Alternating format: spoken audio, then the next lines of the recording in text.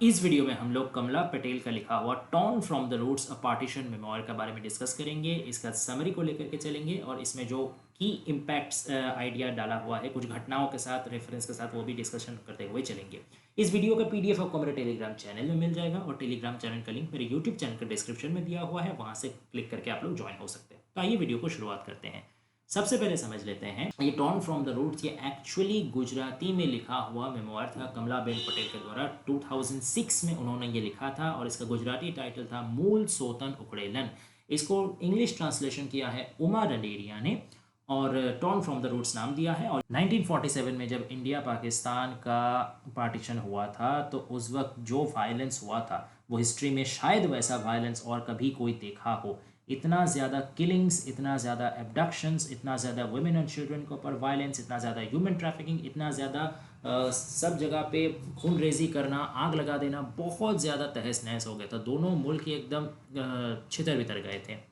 तो उस दौरान क्या हुआ था कि वुमेन का एब्डक्शन दोनों तरफ से ही हुआ था। जो पाकिस्तान से बॉर्डर क्रॉस करके इंडिया में आ रहे थे उन लोगों की तरफ से भी हुआ था और इंडिया से बॉर्डर क्रॉस करके जो पाकिस्तान की तरफ जा रहे थे उन लोगों के साथ भी हुआ था। तो दोनों ही तरफ से काफ़ी ज़्यादा वुमेन एब्डक्शन हुआ था और उन एब्डक्टेड वुमेन को रिकवरी करने के लिए एक रिमार्केबल काम की थी कमला पटेल ने। और इसी चीज़ का जो लाइव अकाउंट है, जो मेमोयर है, वो है टॉर्न फ्रॉम द रूट्स। ठीक है, अब कमला पटेल के बारे में थोड़ा सा जान लेते हैं। 1912 से लेकर 1992 तक इनका लाइफ स्पैन रहा है। ये एक फ्रीडम फाइटर रही है और अपना ज़िंदगी के अर्ली ईयर्स इन्होंने महात्मा गांधी का साबरमती आश्रम जो कि अहमदाबाद में है वहाँ पे बिताई हैं। सिविल डिसोबिडियंट मूवमेंट में भी ये हिस्सा ली थी और Kasturba Gandhi national memorial trust को भी ये हेड कर चुकी है। मृदुला सराभाई का गाइडेंस में रह करके कमला पटेल ने वहीं post partition recovery of adapted women, ये जो ऑपरेशन था, ये जो टारगेट था, ये जो काम था, इसको बखूबी अंजाम दिया था। और बाद में ये khadi and village industries commission में भी रिस्पेक्टेबल पोस्ट होल्ड कर चुकी है। अब मेन मुद्दे में आते हैं और समरी को भी देखते हुए चलते हैं इंपॉर्टेंट फैक्ट्स लेके।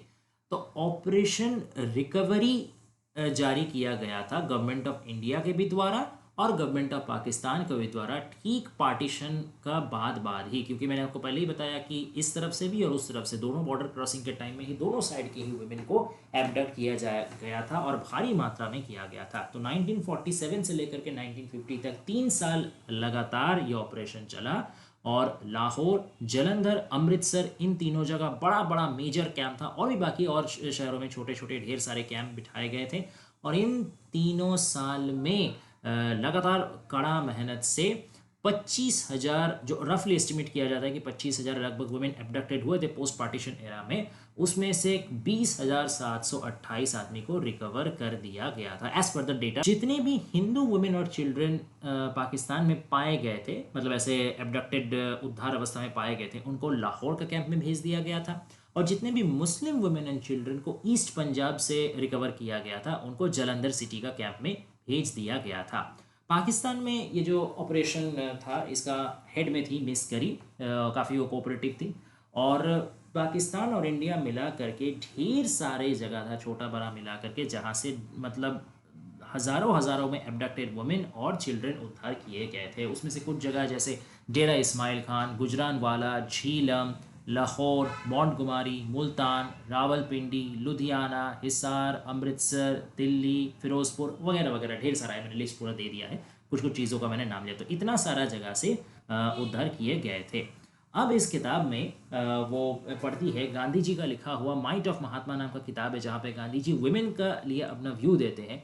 उसको कोट करके कमला पटेल लिखती है, मतलब उन्हीं गांधी जी का कोटेशन है कि if I was born a women I would rise in rebellion against only pretensions on the part of man that a woman is born to be his plaything। यानी अगर मैं एक वुमेन पैदा होती तो मैं आदमी का सिर्फ इस ख्याल का खिलाफ संग्राम में खड़ा हो जाती कि एक वुमेन पैदा होता ही है आदमी का हाथ का खिलौना बनने के लिए। तो इस चीज़ को क्यों कमला बेन ने अपना किताब में इंक्लूड किया? क्योंकि ये जो पोस्ट पार्टीशन एबडक्शन था ना वुमेन का, तो ये जाहिर सा बात है, ये आदमी का हाथ का खिलौना ही बना देता है। और आप देखिएगा कोई भी जब टेस्टिंग सिचुएशंस होता है, ह्यूमैनिटी के ऊपर कोई भी क्राइसिस आता है, चाहे वो टेररिज्म का फॉर्म में आए, चाहे वो पैंडेमिक का फॉर्म में आए, चाहे वो कोई भी socio political economic cultural crisis के या अपहीवल का दौर पे आए, सबसे ज़्यादा जो सेंसिटिव ग्रुप होता है, जिसको सबसे ज़्यादा सफ़र करना पड़ता है, वो वुमेन एंड चिल्ड्रन को ही करना पड़ता है। तो पार्टीशन जैसा खून मतलब रेजी करने वाला जो one of the most brutal episodes in world history, तो उसमें आप कल्पना भी नहीं कर सकते कितना ज़्यादा अत्याचार हुआ था एब्डक्टेड वुमेन के साथ। अब जिन वुमेन को एब्डक्ट करके लेके गया था उनके साथ जाहिर सा बात है कुछ अच्छा तो हुआ नहीं होगा, उनके साथ रेप हुआ होगा, उनके साथ फिजिकल टॉर्मेंट हुआ होगा, उनके साथ इमोशनल टॉर्चर हुआ होगा, और भी और दर्दनाक ढेर चीज़ जिसको शब्दों में बयान नहीं किया जा सकता, वो सब उनके ऊपर गुजर गया है। ठीक है। अब एक कोटेशन में और एक किताब में से उठा कर देता हूँ जो इस हालात के बारे में, उस टाइम आदमी के कॉमन पब्लिक का मेंटालिटी के बारे में बयां करता है। नो परमिशन और passport was required then to cross the border. As a result, people began to come over to inquire about their lost sisters, daughters, wives, and sometimes even mothers. And there was a constant flow of traffic in our camp. यानी ये कमला पटेल अपना camp के बारे में, वो operation recovery वाला camp जहाँ पे सेटअप की है, जैसे ही खबर फैल गया पंजाब में कि ऐसे रिकवरी कैंप सेटअप किया गया और एब्डक्टेड वुमेन को वापस लाया जा रहा है, और तब कोई पासपोर्ट का दरकार नहीं था इंडिया से पाकिस्तान या पाकिस्तान से इंडिया आने के लिए, खास करके मतलब किस पर्पज से कि एब्डक्टेड वुमेन का इंक्वायरी करने के लिए। तो ढेर सारे आदमी आने लगे अपना गुम हुआ बहन के बारे पता करने, बेटी का बारे, पत्नी के बारे, यहाँ तक कि कोई कोई अपना माँ के बारे भी पता करने आया था। तो आपको यहाँ से पता चलता है कि किस बेरहमी और किस दरिंदगी से ये एब्डक्शन और उनके ऊपर अत्याचार हुआ था। टोटल 236 पन्ना का यह किताब है, 36 छोटे छोटे चैप्टर में विभाजित है। सबसे पहले ट्रांसलेटर्स नोट है, प्रीफेस है और एक इंट्रोडक्शन है जिसमें पूरा बुक का उद्देश्य जो है और बैकग्राउंड है वो क्लियरली एक्सप्लेन किया जाता है। 33 एंड 34 ये दोनों चैप्टर में वो जम्मू कश्मीर में कमला पटेल ने अपना जो ये रेस्क्यू वर्क चलाया था उसका डिटेल डिस्क्रिप्शन दिया गया है। चैप्टर नंबर 2 में वो बताती है कि कैसे वो जब ये ऑपरेशन रिकवरी के लिए लाहौर में आई थी तो मिसेस अमानुल्लाह का घर में वो ठहरी थी, लेकिन अमानुल्लाह का घर में सब परिवार कैसे दहशत वाला हालत में था, क्योंकि तभी भी सब कोई को विश्वास नहीं हो रहा, सब कोई एक डर का माहौल में था। और खास करके पाकिस्तानी जितने भी उर्दू न्यूज़पेपर थे वो तो कमला बहन को और मृदुला बहन को सीधा सीधी इंडियन स्पाई दाग दे रहे थे। तो चारों तरफ एक तरीके का कॉन्स्पिरेसी चल रहा था, डिस्ट्रस्ट का माहौल था। फिर वो अपना एक्सपीरियंस शेयर करती है कि जब वो लाहौर का डीएवी कॉलेज में जाती है, वहाँ उनको किस किस तरीके का लड़की और उनका कहानी सुनने को मिलता है। अमृतसर का कैंप में भी ऐसे ढेर कहानी मिलते हैं, उनमें से कुछ कुछ का वो खास मेंशन भी की है। जैसे सुदर्शन नाम का एक हिंदू लड़की थी जिसको लाहौर से उद्धार किया गया था, लेकिन वो इंडिया वापस जाने से मना कर दी। लतीफ़ नाम का एक छोटा लड़का था जो कि एक्चुअली मुस्लिम है, बट एक्चुअली इसको बाद में पता चला कि वो हिंदू पेरेंट्स से बॉर्न किया है। फिर दयालता और प्रेमा, ये दोनों लड़की का भी जो कहानी है बहुत दुखनाक और दर्दनाक है और वो आपका रोंगटा तक हिला देंगी। तो ऐसा कुछ कुछ स्पेसिफिक मेंशंस है। बाकी तो देखिए, कोई भी कहानी को आप एक दूसरे से मतलब अलग या यहाँ पे सुपीरियर करार नहीं दे सकते, क्योंकि सारा कहानी ही यहाँ दर्द भरा है। जो दर्द जो तकलीफ़ उन लोग में से गुजरा है वो बस वही लोग जानते हैं, और जो इस ऑपरेशन रिकवरी को चलाए हैं, आंखों के सामने देखे हैं, वही समझ सकते हैं। फिर यहाँ पे वो और चीज़ बताते हैं कि डॉक्टर सैफुद्दीन किचलू का जो अमृतसर वाला घर था वो उन्होंने society for recovery of abducted women का ऑफिस के लिए दान कर दिया था। और कश्यप बंधु के बारे में भी यहाँ बहुत ख़ास तौर से पता चलता है कि मृदुला सराभाई और कमलाबेन पटेल के साथ मिल करके बंधु जी ने भी एक सिमिलर टाइप का ऑपरेशन चलाया था कश्मीर में, जब पाकिस्तान स्पॉन्सर्ड ट्राइबल रेड वहाँ पे हुआ था। और कश्यप बंधु और कॉमरेड धन्वंतरी, इन दोनों को बहुत होल हार्टेड प्रेज किया जाता है इस किताब में। जैसे बंधु जी के बारे में बताया जाता है कि उनका ज़िंदगी का मकसद ही था पॉवर्टी और इलिटरेसी को कश्मीर का सरजमी में से उखाड़ फेंकना। शेख अब्दुल्ला मतलब वर्तमान जो आपके कश्मीरी लीडर है ओमर अब्दुल्ला, उनके पिता, तो शेख अब्दुल्ला तब उस वक़्त कश्मीर का तख्त संभाल रहे थे। तो उन्होंने काफ़ी बार ऑफ़र भी किया था कि आप आ जाइए मेरा कैबिनेट में, आकर के एकदम और ज़ोर शोरों से जनसेवा करिए, लेकिन उन्होंने बार बार ऑफ़र रिजेक्ट कर दिया था। वो एक सेल्फलेस गांधीयन थे और हमेशा खादी पहन के रहा करते थे। और उनका ये जो सेल्फलेसनेस है पुअर मैन के लिए या सोसाइटी का जो डाउनग्रेडेड तबका है, लेस प्रिविलेज तबका है, उनका लिए उनका ये जो प्यार मोहब्बत सैक्रिफाइस, इसकी वजह से जो गरीब लोग हैं और सोसाइटी के निचले तबके थे वो भी उनको बहुत ज़्यादा इज्जत और बहुत ज़्यादा सम्मान करते थे। जैसे एक कहानी किस्सा बताया गया है कि एक शेफर्ड ने आकर के एक पश्मीना शॉल बहुत फाइन क्वालिटी का उनको गिफ्ट किया था बंधु जी को। तो ठीक तब बंधु जी का बगल में एक आदमी बैठे था, वो उसको काफ़ी प्रशंसा कर रही, वाह बंधु जी बहुत बढ़िया शॉल है।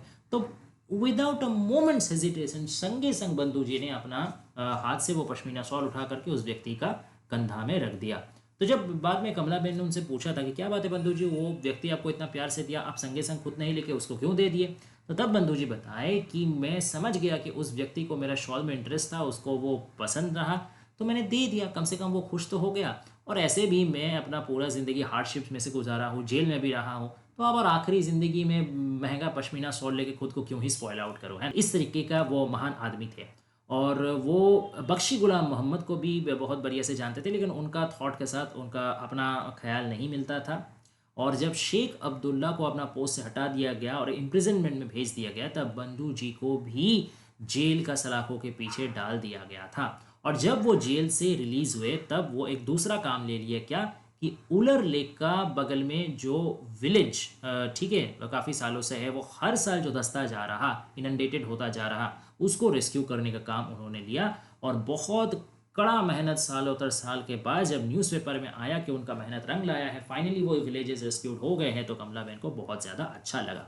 अब नेक्स्ट व्यक्ति जिसको लैविश प्रेज मिलता है that is Dhanvantari, comrade Dhanvantari. तो वो जम्मू में रहते थे, वो पूरा ज़िंदगी एज ए बैचलर ही काट दिए हैं। और farmer Kashmir chief minister mister Sadiq का वो डिक्लेयर्ड गुरु थे, ठीक है। अंडमान जेल में बहुत दिन तक उनको इम्प्रिजन में रखा गया था, इसका वजह से उनका हेल्थ एकदम ब्रेक डाउन हो गया था, लेकिन उनका अंदर का जो एक वैप्लविक जिद था, जो रेवोल्यूशनरी जिल था, वो बिल्कुल भी मरा नहीं था, उसमें उतना ही आग बचा हुआ था। जब अंडमान जेल से निकले तब उनकी जो सिस्टर इन लॉ थी, उन्होंने उनका बहुत ढेर ख्याल रखा और उन सिस्टर इन लॉ को वो अपने माँ जैसा इज्जत करती थी। अब उनका एक क्रॉनिक बैक पेन था, पीठ में कमर में उनका बहुत ज़्यादा दर्द था। इस दर्द का भी कारण इस कहानी में बताया गया है कि एक बार अंडमान जेल में, क्योंकि अंडमान का सेलुलर जेल चारों तरफ से बंद था, उसका अंदर जो भी कैदी रहता था वो आउटसाइड वर्ल्ड से कंप्लीटली मतलब कट होकर रहता था, एलियनेटेड होकर रहता था। जैसे तो आदमी का मतलब सिर पागल हो जाएगा, पगला जाएगा, दिमाग खराब हो जाएगा। तो तब कैदी ने डिसाइड किया कि एक काम करते हैं, ह्यूमन लैडर क्रिएट करते हैं। मतलब एकदम नीचे एक आदमी घोड़ा जैसा चार पाँव में बैठा रहेगा, सपोर्ट देगा, उसके ऊपर 7-8 आदमी एक दूसरे के कंधे के ऊपर उठ करके, और एकदम टॉप मोस्ट में जो आदमी रहेगा कंधा में, वो दीवार, वो ऊंचा दीवार का बाहर से बाकी आउटसाइड वर्ल्ड को देख सकेगा, ऐसे पारी पारी करके।